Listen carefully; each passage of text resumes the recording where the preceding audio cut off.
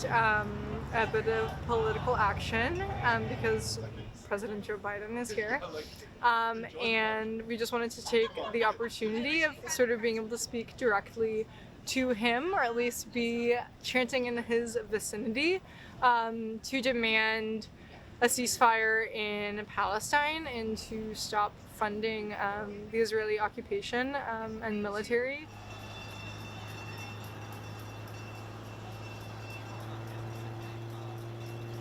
We are here to show that Nantucket also stands with Israel and to counter the misinformed and untrue statements of others.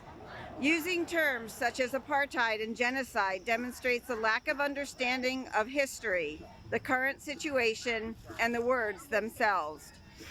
To those calling for a ceasefire, it is important to understand that there was a ceasefire prior to October 7th.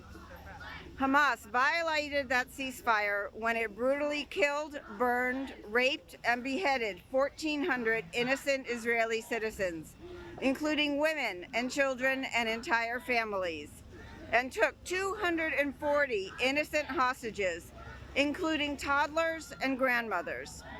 We and Israel are not anti-Palestinian, but we are anti-terrorism. So when Gazans were polled from September to October 6th, only 27% of them said they would have voted for Hamas if elections were held again. So claims that the people of Gaza and Palestine are in support of Hamas because they were democratically elected over 20 years ago are false and clearly not representative of the true feelings of the people of Gaza. 67% had little faith in the Hamas government, and 70% said they did not have freedom of expression. And what's important is that overall, Gazans did not want to eliminate Israel, but favored a two-state solution and favored living in peace along Israel. Israel tries to keep innocent Palestinians from harm's way. Hamas does the opposite. Hamas uses innocent Palestinians as human shields and establishes military operations and weapons storage beneath hospitals, schools, and mosques. I completely understand that the events of October 7th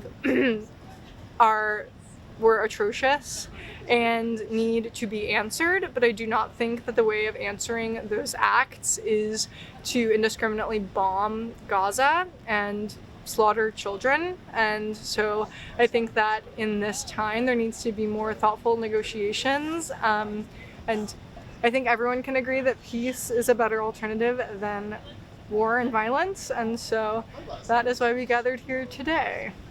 It is unfortunate that some on Nantucket choose to demonize Israel, a democratically elected government and staunch ally of America, as it responds to the vicious attack by Hamas. Yet they don't have a single critical word for the terrorist organization whose brutal aggression precipitated this tragic situation and who continues to hold hundreds of innocent hostages. Sadly, anti-Semitism exists on Nantucket as well. Thank you. In regards to accusations of anti-Semitism and being in support, or at least not in criticism of Hamas, I do not agree with any organization, whether it be a state or a terrorist organization, that pledges or desires to annihilate an entire other community of people. That is literally genocide. And so I think that, of course, I have nothing but criticism for Hamas. I mean, we would not be here protesting if it were not for Hamas and the acts of October 7th. However, I do not think that the way forward, these two entities, I'm speaking about Palestine and Israel, both of them will continue to exist. It is just a matter of whether they will choose to coexist or exist in conflict.